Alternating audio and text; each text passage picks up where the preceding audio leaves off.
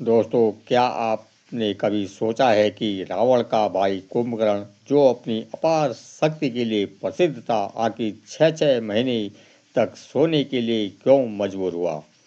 क्या यह वास्तव में एक वरदान था, या फिर देवताओं द्वारा रची गई कोई ऐसी योजना जिसने एक महान योद्धा के भाग्य को हमेशा के लिए बदल दिया?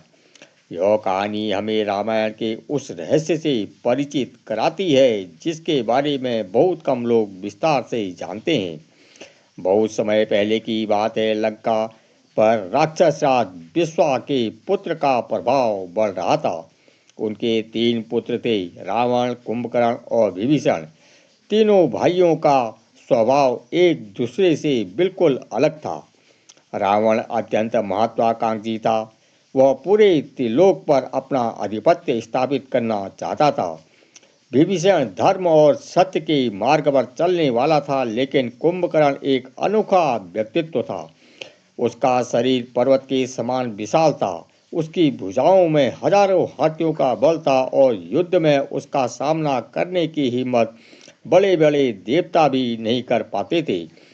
कुंभकर्ण केवल शक्तिशाली ही नहीं था, बल्कि अत्यंत बुद्धिमान भी था। वह वेदों और शास्त्रों का ज्ञाता भी था, लेकिन उसके विशाल शरीर और भयानक रूप के कारण लोग उसकी बुद्धिमत्ता को नज़रअंदाज कर देते थे।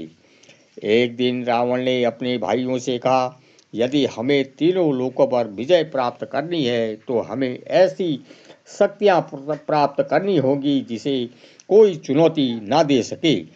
रावण की बात सुनकर तीनों भाइयों ने कठोर तपस्या करने का निश्चय किया। इसके बाद तीनों भाइयों ने घोर जंगल में चले गए। वहां उन्होंने वर्षों तक कठिन तपस्या की। समय बीतता गया, वर्ष दशक में बदल गए। रावण ने अपने सिर एक एक करके अग्नि को समर्पित कर दिए। विभीषण ने धर्म और संयम का पालन करते हुए भगवान ब्रह्मा की आराधना की। वहीं कुंभकर्ण भी ऐसी कठोर तपस्या की और देवताओं का सिंहासन ढोलने लगा। जब हजारों वर्षों की तपस्या पूरी हुई तो सृष्टिकर्ता ब्रह्मा उनके सामने प्रकट हुए। ब्रह्मा ने कहा, वत्स, मैं तुम्हारी तपस्या से प्रसन्न हूँ। मांगो, क्या वरदान चाहते हो? रावण के चेहरे पर मुस्कान आ गई। उसे अपनी इच्छा पूरी होने का अवसर मिल चुका था, लेकिन उसी समय स्वर्ग लोक में चिंता की लहर दौड़ गई। देवताओं ने जब यह समाचार सुना तो ब्रह्मा तीनों भाइयों को वरदान देने वाले हैं तो वे भयभीत हो उठे। विशेष रूप से उन्हें कुंभकर्ण की चिंता थी। इंद्र ने कहा, यदि कुंभकर्ण को असीम शक्ति का वरदान मिल गया तो कोई भी उसे रोक नहीं पाएगा। उसकी ताकत पहले से दोगुनी हो जाएगी। वरुण, अग्नि, वायु और अन्य देवता भी चिंतित हो गए। तब सभी देवता ज्ञान की देवी सरस्वती के पास पहुँचे। उन्होंने विनती की, हे देवी, यदि कुंभकर्ण ने ऐसी कोई वरदान मांग लिया जिससे वह अजय हो जाए तो संसार का संतुलन बिगड़ जाएगा। कृपया हमारी सहायता करिए। देवी सरस्वती ने कुछ क्षण विचार किया। फिर उन्होंने कहा, मैं किसी के भाग्य को नहीं बदल सकती, लेकिन यदि समय ने ऐसा चाहा तो उचित मार्ग अवश्य निकलेगा। उधर ब्रह्मा के सामने सबसे पहले रावण पहुंचा। उसने अमरता मांगी, लेकिन ब्रह्मा ने कहा कि कोई भी प्राणी पूर्ण रूप से अमर नहीं हो सकता। तब रावण ने देवताओं, दानव, यक्ष और गंधर्व से अजय होने का वरदान मांगा। ब्रह्मा ने उसे यह वरदान दे दिया। फिर विभीषण की बारी आई। उसने धन, शक्ति या राज्य नहीं मांगा। उसने कहा, प्रभु, मुझे सदैव धर्म के मार्ग पर चलने की शक्ति दीजिए। ब्रह्मा उसके उत्तर से प्रसन्न हो गए और उसे धर्मनिष्ठ रहने का वरदान दिया। अब सबकी निगाहें कुंभकर्ण पर थी। कुंभकर्ण आगे बढ़ा। उसकी विशाल काया को देखकर देवताओं की धड़कनें तेज हो गई। कहा जाता है कि उसी समय देवी सरस्वती उसकी जिह्वा पर विराजमान हो गई।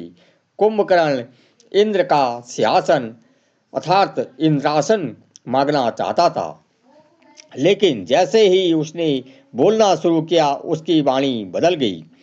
उसके मुंह से निकला, मुझे निंद्रासन प्राप्त हो। क्षण भर के लिए वह वहां सन्नाटा छा गया। स्वयं कुंभकर्ण भी चौंक गया। उसे समझ नहीं आया कि उसने यह क्या कह दिया है, लेकिन ब्रह्मा मुस्कुरा चुके थे। उन्होंने कहा, तथास्तु। वरदान मिल चुका था। कुंभकर्ण घबरा गया। उसने विनती की, प्रभो मुझसे भूल हो गई है, मैं यह वरदान नहीं मांगना चाहता था। तब ब्रह्मा ने कहा, वरदान वापस नहीं लिया जा सकता। कुंभकर्ण का चेहरा निराशा से भर गया। तब उसकी अवस्था देखकर ब्रह्मा ने कुछ दया दिखाई। उन्होंने कहा, तुम सदा के लिए नहीं सोओगे, 6 महीने तक निंद्रा में रहोगे और फिर थोड़े समय के लिए जागोगे।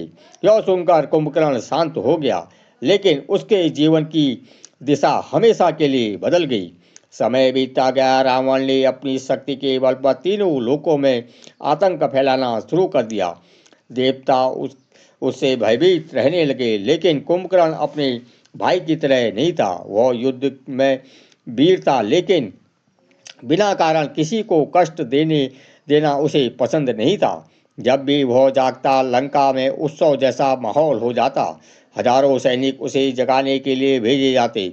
विशाल नगाड़े बजाए जाते, शंख फूके जाते, हाथियों को उसके ऊपर चढ़ाया जाता। सैकड़ों राक्षस उसे भालों और गदाओं से स्पर्श करते। तब कहीं जाकर कुंभकर्ण की नींद टूटती और जागते ही उसकी भूख इतनी भयंकर होती कि असंख्य भोजन उसके सामने परोसे जाते। फिर समय आया जब रावण माता सीता का हरण करके उन्हें लंका ले आया। यह घटना लंका के विनाश का कारण बनने वाली थी। जब भगवान राम अपनी सेना के साथ लंका पहुंचे और युद्ध आरंभ हुआ, तब एक एक करके रावण के महान योद्धा मारे जाने लगे। मेघनाद घायल हुआ, अनेक सेनापति समाप्त हो गए। रावण चिंता में डूब गया। तब उसे अपने सबसे शक्तिशाली भाई कुंभकर्ण की याद आई। समस्या यह थी कि उस समय कुंभकर्ण गहरी नींद में सो रहा था। रावण ने आदेश दिया, किसी भी कीमत पर उसे जगाओ। हजारों राक्षस उसके पास भेजे गए। उन्होंने नगाड़े बजाए, शंख फूके, पर्वत जैसे हाथियों पर आघात किया, लेकिन कुंभकर्ण नहीं जागा। आखिरकार बहुत प्रयासों के बाद उसकी आंखें खोली। उसने उठते ही पूछा, मुझे क्यों जगाया गया है? जब उसे पूरी घटना बताई गई तो वह कुछ देर के लिए मौन रहा। फिर उसने रावण की ओर देखते हुए कहा, भैया आपने बहुत बड़ी गलती की है। किसी की पत्नी का हरण करना धर्म के विरुद्ध है। आपको माता सीता को सम्मान पूर्वक लौटा देना चाहिए। रावण को यह बात पसंद नहीं आई। उसने क्रोधित होकर कहा, क्या तुम भी मुझे उपदेश दे रहे हो?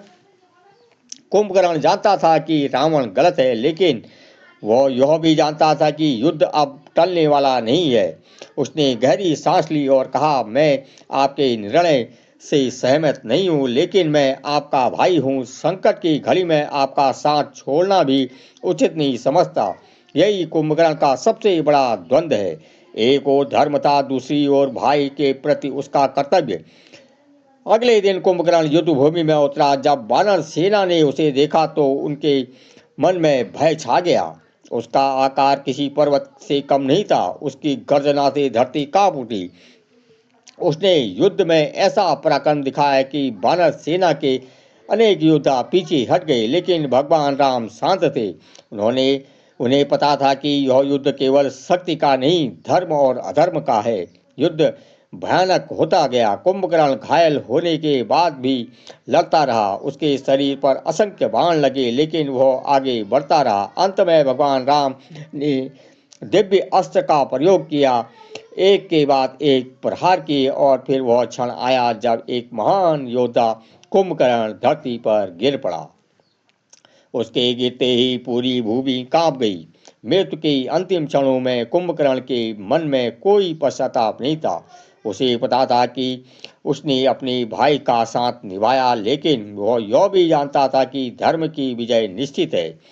उसकी कहानी केवल शक्ति की कहानी नहीं है, यह भाग्य, कर्तव्य और सही गलत के बीच संघर्ष की कहानी है। आज भी जब कुंभकर्ण का नाम लिया जाता है तो लोग उसकी लंबी नीति को याद करते हैं, लेकिन उसकी सबसे बड़ी पहचान उसकी नींद नहीं थी। उसकी सबसे बड़ी पहचान थी उसकी अद्भुत शक्ति, उसका साहस और सत्य को पहचानने की क्षमता। कुंभकर्ण जानता था कि रावण गलत है, फिर भी उसने अपने कर्तव्य और भाईचारे के बीच कठिन निर्णय लिया।